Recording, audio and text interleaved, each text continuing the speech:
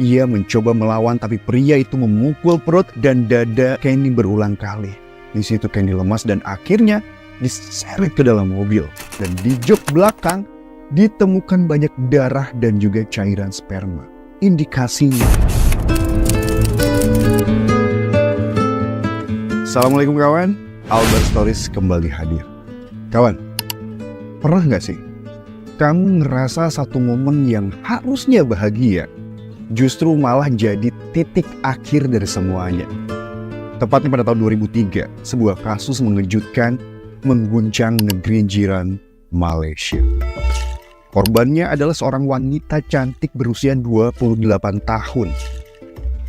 Wanita ini tiba-tiba menghilang setelah menghadiri pesta perpisahan, peluk-pelukan, doa baik, ketawa. Pelukan hangat sebelum kembali berpisah dengan keluarga. Tapi buat satu wanita hebat bernama Kenny Ong ini, malam itu berubah jadi malam terakhir dalam hidupnya. Bukan karena kecelakaan kawan, bukan karena penyakit, tapi karena satu hal yang gak masuk akal. Wanita ini diculik, diperkaos, dibunuh, dan dibakar. Tragis banget, bikin merinding. Tapi yang paling bikin hancur, itu semua terjadi di mall dalam waktu yang cepat banget. Nggak ada yang nyangka, dan mungkin itu yang paling menakutkan. Kejadian ini terjadi di Kuala Lumpur, Malaysia. Kenny Ong adalah wanita keturunan Tionghoa dan India yang dikenal karena kecantikan, kecerdasan, dan kebaikan hatinya. Siapa sih Kenny Ong ini? Kenny Ong Lai Kian lahir pada tanggal 18 Juli 1974. Wanita asal Malaysia, blasteran Tionghoa dan India, cantik, pinter, humble, sosok yang kelihatannya break banget, yang luar biasa. Kenny dikenal sopan, penuh perhatian, dan sangat mencintai keluarganya. Selain cerdas, secara akademik dan profesional, ia juga menyukai olahraga khususnya taekwondo, dan berhasil meraih sabuk hitam tingkat tertinggi dalam bela diri itu. Pada tahun 1995, setelah lulus SMA dengan nilai luar biasa, Kenny melanjutkan kuliah di Amerika Serikat kawan, mengambil jurusan teknologi informasi di University of California. Nah, setelah lulus, ia bekerja sebagai analis IT yang sukses. Di sana pula, ia bertemu dengan Brandon Ong, seorang pria tampan keturunan Tionghoa Amerika yang berdinas di Angkatan Udara Malaysia. Mereka jatuh cinta dan menikah pada tahun 2001. Kehidupan mereka sempurna, bahagia, mapan secara finansial. Namun kawan, awal tahun 2003, ayah Kenny ini didiagnosis menderita kanker. Beruntung, kondisinya masih stadium awal dan bisa diobati. Tanpa pikir panjang, Kenny bersama suaminya cuti dari kerjaan dan langsung pulang ke Malaysia. Tentunya demi mendampingi ayah tercinta. Bagi Kenny, keluarga adalah segalanya. Dan ia tiba pada tanggal 1 Juni 2003, kemudian merawat sang ayah dengan penuh kasih. Setelah lebih dari 10 hari, kondisi sang ayah ini membaik kawan. Maka pada tanggal 13 Juni 2003, keluarganya mengadakan pesta kecil pisahan sebagai malam terakhir Kenny di Malaysia. Kayak perpisahan gitu lah ya, bareng teman dan juga keluarga di restoran Monde Bangsar, Kuala Lumpur. Tapi yang gak disangka itu adalah malam terakhir Kenny. Habis makan malam sekitar jam 10-an, ibunya ini merasa lelah. Kenny pun mengantar ibunya dan adiknya pulang terlebih dahulu, lalu akan kembali lagi ke restoran karena masih ada teman-temannya. Nah kawan, di tengah perjalanan ke mesin autoplay tiket parkir yang masih berada di gedung mall, Kenny teringat karcis mobilnya ini tertinggal di mobil. Beda parkir Indonesia sama Malaysia. Di Malaysia, sistem parkir ini memerlukan tiket yang harus dibayar di mesin terpisah, bukan di gedung keluar. Lalu, Kenny pun menyuruh ibu dan saudaranya ini nunggu. Turunlah ia ke basement, sendirian mau ngambil karcis parkir. 20 menit, ibunya menunggu, adiknya menunggu, tak kunjung datang pula Kenny. Kemudian coba telepon gak diangkat. Di situ sang ibu mulai gelisah. Kemudian nyusulah ke basement. Yang mereka lihat, mereka ini panik karena mobil sudah nggak ada di basement. Mereka semua panik. Lalu laporlah ke petugas mall. Mereka mencoba menghubungi keamanan mall dan memohon untuk melihat rekaman CCTV yang ada di basement. Awalnya ditolak, dilarang, Karena kebijakan mal hanya memperbolehkan akses setelah tengah malam. Tapi karena desakan dan tangisan keluarga, petugas keamanan akhirnya menyerahkan dan memperlihatkan video di CCTV. Dan terlihat jelas di situ. Rekaman pukul 22:16 menunjukkan Kenny berjalan sendiri menuju mobilnya. Tiba-tiba seorang pria asing muncul dari belakang dan menyerangnya. Meskipun Kenny ahli taekwondo, pertarungan nyata sangat beda, kawan. Ia mencoba melawan, tapi pria itu memukul perut dan dada Kenny berulang kali. Di situ Kenny lemas dan akhirnya diseret ke dalam mobil, lalu diculik. Lalu mobil Kenny pun dibawa oleh si penculik dan menerobos palang parkir karena tak ada tiket untuk penyebar barcode. Kaburlah. Dan sayang, wajah pelaku tidak terekam jelas oleh CCTV. Polisi segera dihubungi, tapi keluarga tidak tinggal diam. Mereka pun menyisir Kuala Lumpur sepanjang malam mencari tanda-tanda Kenny, tapi nol ditemu. Bayangin ya, dari momen biasa jalan ke mobil berubah jadi penculikan. Ini terjadi di tempat umum. Dan kala itu media Malaysia heboh total.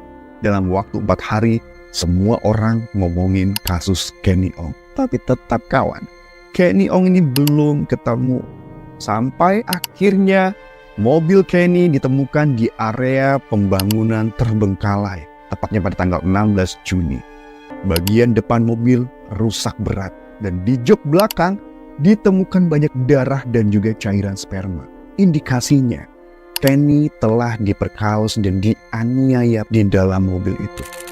Polisi kemudian menghubungi handphonenya Kenny dan anehnya ada yang mengangkat, kawan, seorang laki-laki yang bernama Azizam. Kemudian laki-laki itu bercerita ia melihat pasangan aneh di dalam mobil, seorang pria di dalam kursi pengemudi dan seorang wanita di kursi belakang. Azam pun melanjutkan perjalanannya dan kerja. Saat Azam pulang kerja, dia kembali melihat mobil itu dan kosong, tak ada orang satupun. Karena curiga, ia pun mendekati dan melihat ada tas di belakang mobil. Kemudian diambillah tas itu dan di situ ada handphone. Dan ternyata itu adalah handphone Kenny. Setelah diperiksa, kawan, pria ini bukan pelakunya. Tapi pria ini telah memberikan petunjuk penting tentang sosok pelaku. Tepatnya pada tanggal 17 Juni, seorang mandor mencium aroma daging terbakar di Jalan Batu 7, Jalan Plang Lama. Dan aromanya berasal dari lubang pinggir jalan. Saat dibuka, terlihat tubuh terbakar ditemukan bersama 2 ban dan balok kayu yang bersindikap di dada. Dan hasil forensik, 2 luka tusukan di perut dan bekas pemerkosaan brutal sebelum kematian. Dan hasil forensik memastikan itu adalah Kenny Ong. Dan dia dibakar hidup-hidup atau setidaknya dalam kondisi baru meninggal. Satu titik terang muncul dari polisi patroli bernama Raffi Chandra. Malam itu, dia sempat menghentikan mobil yang mencurigakan. Di dalamnya ada seorang pria Melayu dan wanita Chinese yang nangis. Di situ, pria itu langsung panik dan kabur. Dan Raffi, si polisi itu sempat tembak ban, tapi mobilnya tetap tancap gas. Mereka berkejar-kejaran, tapi kehilangan jejak. Dan untungnya, polisi ini berhasil mengambil KTP si pria itu. Namanya Ahmad Najib bin Aris. Kemudian, polisi pun mencari ke alamat KTP tapi palsu. Dan akhirnya diselidiki lewat data-data, ketemulah si Najib ini. Ia petugas kebersihan kabin pesawat, tinggal bersama istri dan anak. Setelah pengintaian, 20 Juni 2003, pada pagi hari Najib ditangkap.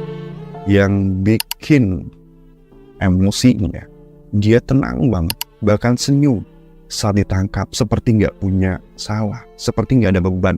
Di kantor polisi, dia cuma mau ngomong sama kepala investigasi, tapi makin ditekan sama bukti, akhirnya ngaku juga. Najib bilang dia melihat Kenny sendirian di basement dan langsung impulsif dan nyamperin. Ada nafsu di situ. Kemudian mendorong Kenny ke dalam mobil dan mengancam pakai pisau. Dan dibawalah Kenny ke kawasan industri dan diperkaoslah Kenny. Pas dihentikan sama polisi yang tadi saya ceritain, kaburlah si Najib ini. Lalu bawa Kenny lagi dan kembali memperkaoskan kedua kalinya. Bangsa. Dan tikam Kenny 2 kali, kemudian simpan mayat Kenny selama 16 jam, lalu dibakar untuk menghilangkan jejak. Si Najib ini menjelaskan seperti tak ada penyesalan kawan, seperti tak ada dosa sama sekali. Tepatnya pada tanggal 15 September 2003, sidang dimulai. Pengacara Najib bawa pembelaan absurd. Katanya, Kenny dan Najib ini suka sama suka dan meninggal karena seks terlalu keras, terlalu banyak, bahkan dibilang Kenny nggak nolak, sama-sama suka, tapi semua dibantah bukti. DNA di baju Najib, darah Kenny.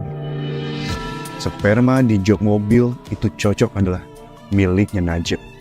Dan CCTV saksi, luka-luka semuanya lengkap. Pemaksaan dan pria brengsek ini, si Najib ini, divonis mati oleh Pengadilan Tinggi Shah Alam pada tanggal 23 Februari 2005. Dan Najib dinyatakan bersalah kawan atas pemerkosaan, pembunuhan, dan juga penghilangan bukti. Banding gagal, gerasi ditolak. Setelah menghabiskan 11 tahun di penjara, Ahmad Najib Aris, pelaku pembunuhan sadis tahun 2003 di Malaysia, akhirnya dieksekusi mati pada hari Senin tanggal 26 September 2016 pagi. Lamanya waktu eksekusi ini karena semua upaya bandingnya habis. Najib didakwa melakukan pembunuhan terhadap seorang wanita, Kenny Ong, pada tahun 2003. Najib dihukum gantung pada Senin dini hari. Jasadnya kemudian dimakamkan di pemakaman Sungai Kantan Muslim di Kajang. Terima kasih kawan udah mendengarkan cerita ini, dan mari kita doakan Kenny Ong semoga diberikan tempat yang indah di sana. Sampai ketemu lagi di cerita selanjutnya dalam Albert Stories. Wassalamualaikum warahmatullahi wabarakatuh.